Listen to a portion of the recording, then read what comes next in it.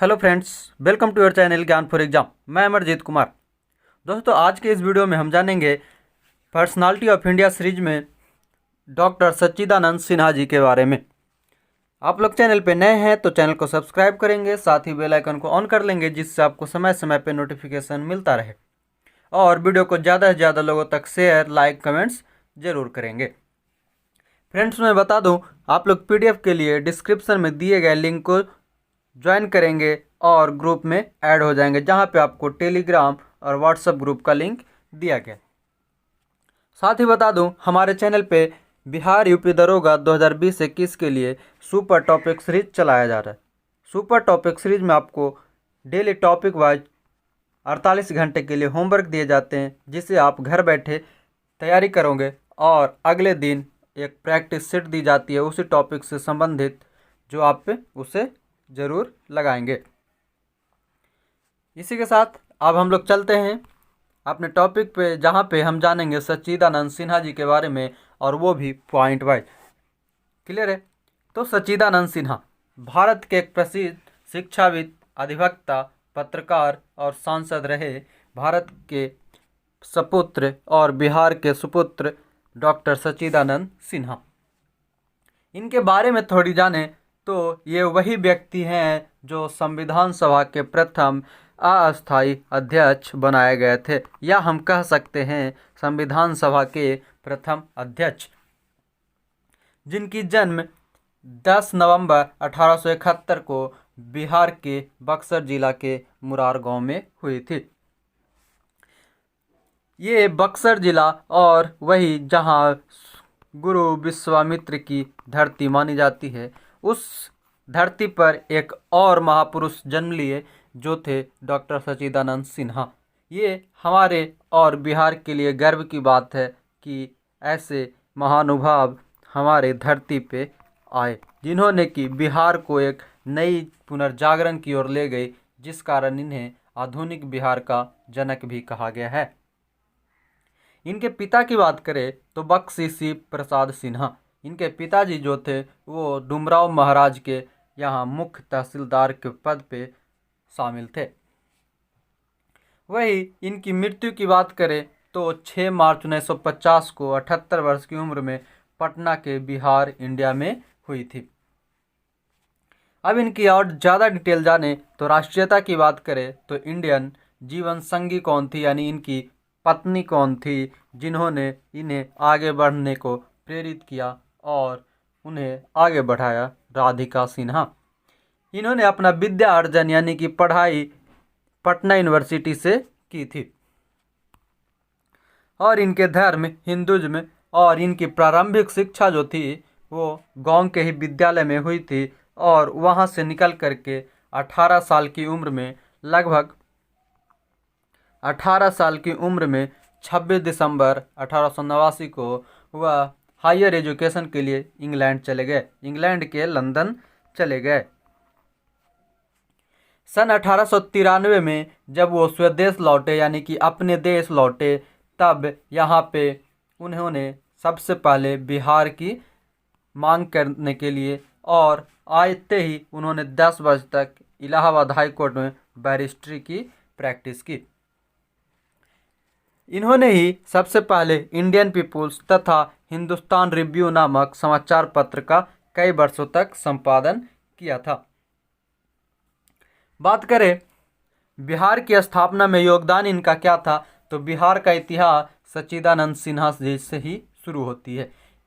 एक कहावत है, कहा जाता है कि जब ये पंजाब के किसी एक नेता से मिले थे, तब इन्होंने जब इनसे पूछा गया कि आप कहाँ से हो, तो इन्होंने कहा था बिहार से। तब वो पंजाब के जो नेता थे वो बोले थे कि बिहार तो कोई प्रांत है नहीं। तब इन्होंने कहा था है नहीं अब होगा। उसके बाद से इन्हें और अपने आप में प्रेरणा मिली, और ये बिहार एक अलग बिहार बनाने के लिए, एक अलग प्रांत बनाने के लिए इन्होंने अपनी आंदोलन को तेज किया। जिस समय बिहार अलग प्रांत बनाने की बात शुरू हुई, उस समय ये बंगाल के साथ शामिल था। तब से ये अपनी मन को आगे लेकर गए, जिद की ओर आगे बढ़े, और वहाँ से एक आंदोलन शुरू की, और यह आंदोलन कब शुरू हुई? 1893-94 ईस्वी में अलग बिहार राज्य की मांग उठाई। इसलिए उन्होंने आंदोलन भी चलाया और इसके राजनीतिक स्तर पर बहुत सारी बातें आगे बढ़ी और सबसे पहले इस बात को उठाने में डॉक्टर सच्चिदानंद सिन्हा जी का हाथ था। जब 1893-94 में बिहार राज्य की मांग हुई तब इन्होंने सबसे पहले संपर्क किया समाचार एजेंसी से साप्ताहिक जो समाचार प्रकाशन होती थी वहाँ से। पर जिस समय इन्होंने संपर्क किया उस समय सिर्फ बंगाल में एक ही न्यूज़ चैनल थी, यानी न्यूज़ प्रकाशन होती थी द हेराल्ड इनके समय में प्रचलित थी, पर उन्होंने इनका सपोर्ट नहीं किया। वो इन बातों को लिखने से संपादित करने से पीछे हट गया। तब 1894 ईस्वी में डॉक्टर सिन्हा ने द बिहार टाइम्स नामक अंग्रेजी साप्ताहिक प्रकाशन की शुरुआत की, जो यही द बिहार टाइम्स आगे चल कर के 1906 के बाद से बिहारी साप्ताहिक पत्रिका कहलाती है। जब 1894 में द बिहार टाइम्स निकली तब इनके प्रकाशन दूर दूर तक लोगों तक फैला और उनके मन में एक चिंगारी पैदा हुई। वहीं साथ ही इनके समर्थन में एक और समाचार पत्र आया, बिहार क्रॉनिकल्स ने भी अलग प्रांत बनाने के लिए आंदोलन का समर्थन किया और लेख को अपने समाचार पत्र में संपादित किया। साथ ही सच्चिदानंद सिन्हा जी के साथ बहुत से अन्य महानुभाव भी शामिल हुए, जिसमें महेश नारायण, नंदकिशोर लाल, अनुग्रह नारायण सिन्हा, कृष्ण सहाय जैसे लोग उनके सपोर्ट में आए और इस मुहिम को आगे बढ़ाया। इनके अथक प्रयास से 19 जुलाई 1905 को बिहार बंगाल से अलग प्रांत बना। बिहार बंगाल से 19 जुलाई 1905 को अलग प्रांत बनाया गया। जब इनके दोस्त महेश नारायण की मृत्यु 1907 में हुए तब ये सिर्फ अकेले पड़ गए। ये अकेला पड़े पर कभी हार नहीं माने। जब ये अकेला पड़े तो इनको एक और साथी मिले जो कि केंद्रीय विधान परिषद में सदस्य थे, सर अली इमाम को इन्होंने उत्साहपूर्वक मनाया और उन्हें उत्तेजित करते हुए 1911 में बिहार विधान परिषद में बिहार का मामला रखने को कहा।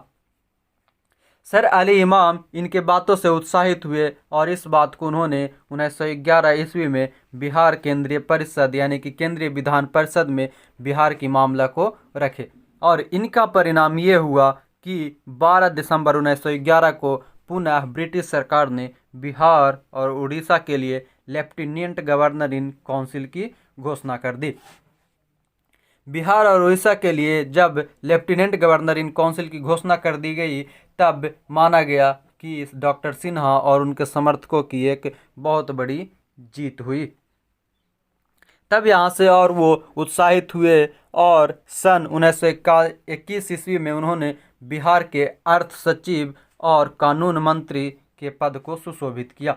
डॉक्टर सिन्हा अर्थ सचिव और कानून मंत्री बनाए गए 1921 ईस्वी में। उसके बाद ही वो पटना विश्वविद्यालय में उप कुलपति के पद पर भी रहे।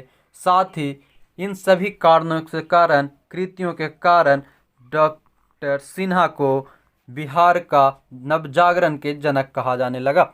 बिहार के पुनर्जागरण का जनक डॉक्टर सिन्हा को कहा जाने लगा और ये अपने आप में एक मिसाल साबित किए, जो कि एक बिहार प्रांत ना होने की जो उनकी प्रताड़ना थे वो उन्होंने कर दिखाया।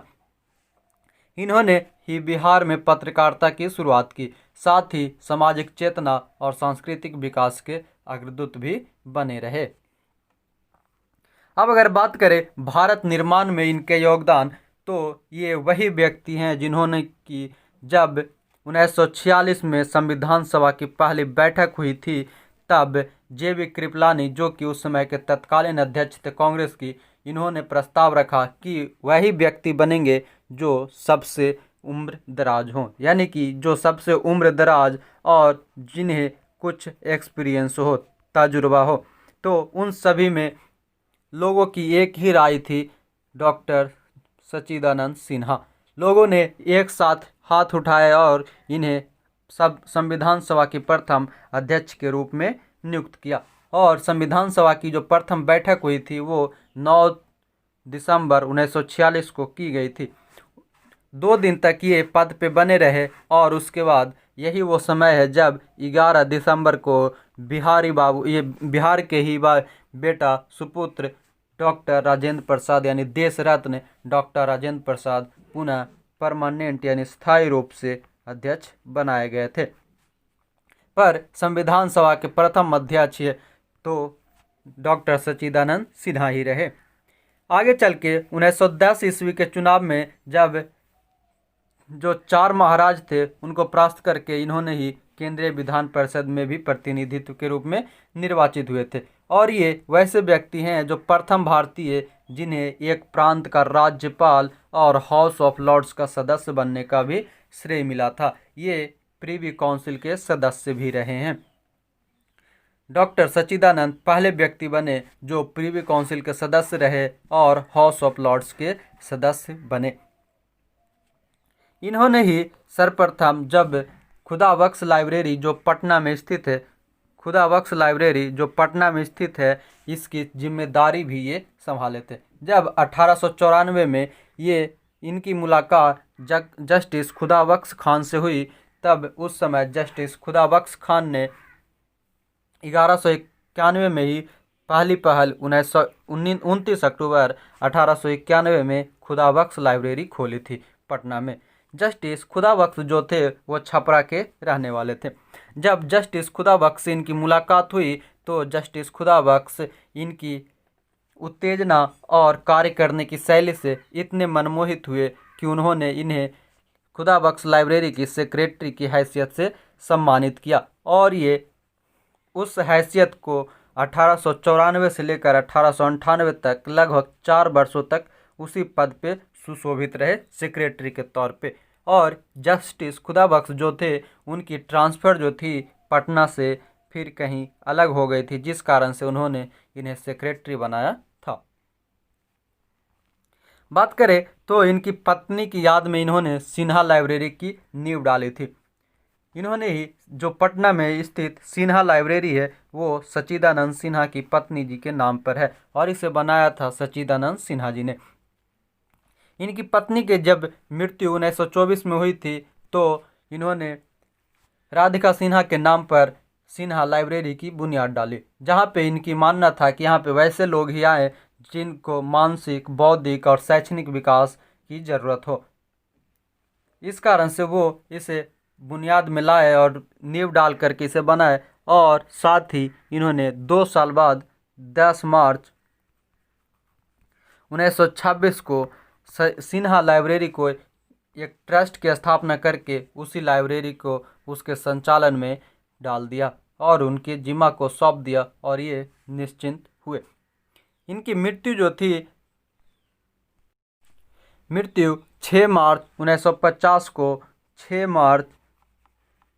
1950 को हुई थी, जिस दिन बिहार और देश की एक महानुभाव और एक उत्साहपूर्व छात्र या कह सकते हैं उत्साहपूर्व सुपुत्र की मृत्यु हुई, जिस समय बिहार में एक शोक की लहर दौड़ी। 6 मार्च 1950 को मृत्यु के बाद उनकी कृतियों को आज हम सभी याद करते हैं।